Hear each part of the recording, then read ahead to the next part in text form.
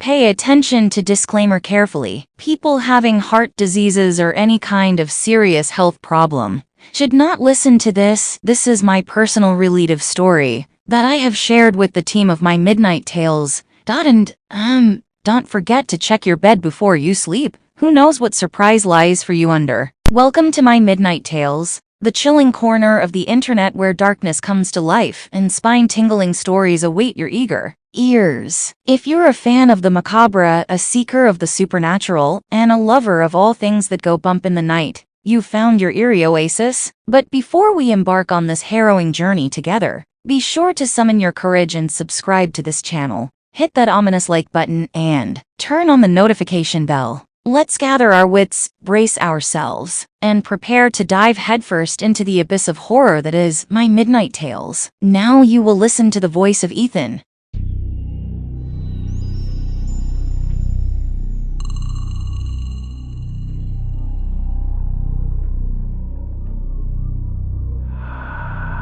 Hey, everybody, I've got to tell you what's been happening to me, Ethan began, his voice quivering as he sat on his bed, clutching his favorite action figure, Captain Adventure. His hair was a tangled mess, a reflection of the chaos that had invaded his life, as he prepared to recount the relentless terror that haunted his nights. Just last night, things took a turn that's hard to put into words, he continued, his eyes wide with the lingering fear. His nephew, Jack, sat cross-legged on the floor, eyes wide with fascination, absorbing every word of this chilling tale from his grown-up uncle. Ethan gazed into the distance, as if transported back to that harrowing time. I was alone in my room, playing with Captain Adventure, when I heard those ominous footsteps again. This time, they weren't just close to my door, they were right outside it. The floor trembled beneath me, and my heart raced like it was trying to escape my chest. I was so scared, guys, like I'd never been before. His voice quivered with each word, each memory that clawed its way back to the surface. And then, those whispers, those chilling whispers, were back. They were right behind me, like someone's icy breath on my neck. I was frozen, my body refusing to obey my frantic commands to turn around. It was like they were trying to tell me something I desperately needed to understand. Ethan could feel the weight of Captain Adventure in his hands, a comforting presence in the midst of this unsettling journey into his past. But here is where it gets worse.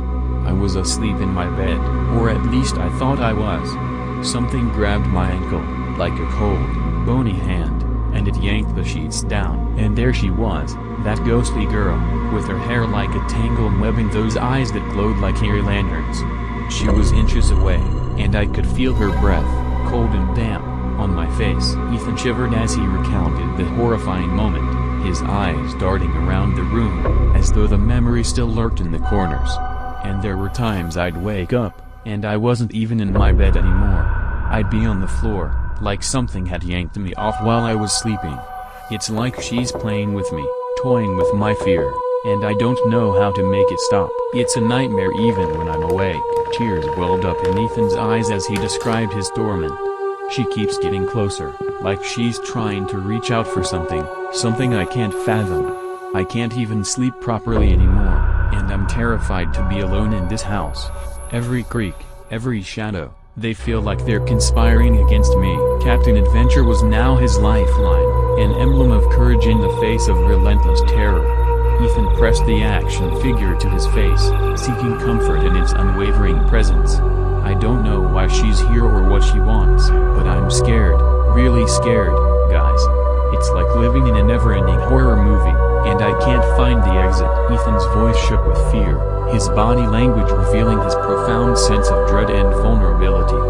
He desperately needed his friends to believe him, to see past their skepticism, and understand the very real horror that had infiltrated his life within the confines of their house. As he shared his harrowing story, Ethan clung to the hope that one day, his friends would recognize the authenticity of his fear, acknowledge the nightmarish reality he was enduring, and offer him the unwavering support and understanding that a terrified 10-year-old boy so desperately needed to confront the chilling nightmares that lurked within their home. The room seemed to grow darker as Ethan finished his story, the weight of his experiences sinking in.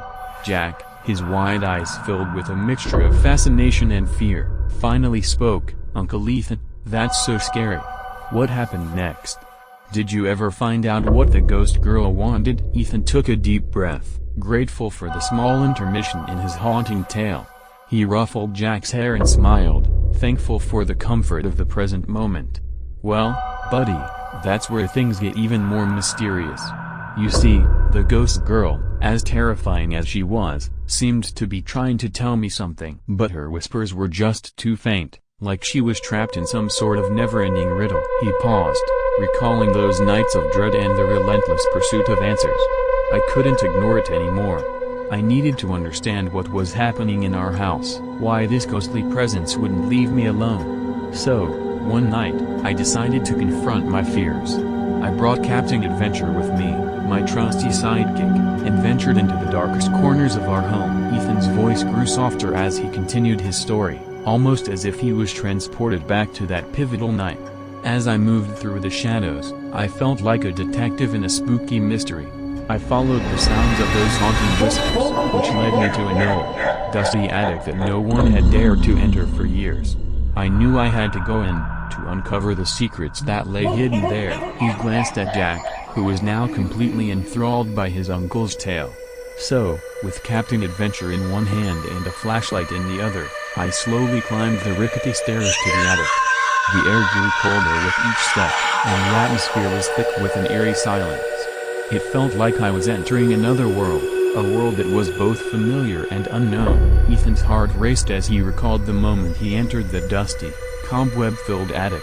And then, there she was, the ghostly girl, standing amidst old trunks and forgotten memories. Her eyes, those glowing eyes, met mine, and for the first time, I heard her voice, clear and distinct. She said, "Help me." He paused, the weight of that encounter still heavy on his mind. I didn't know what to do, Jack. I wanted to help her, but I was just a kid, and she was something else. I didn't have the answers, and she vanished, leaving me with more questions than before. Ethan sighed, his eyes distant as he continued. "After that night, things changed. The footsteps, the whispers, they all stopped. It was like the ghost girl had found some sort of peace and moved on. Our house felt different, lighter, and I could finally sleep without fear." He looked down at Jack, a mixture of relief and uncertainty in his eyes. "But, you know, I never did figure out who she was or why she was trapped in our house.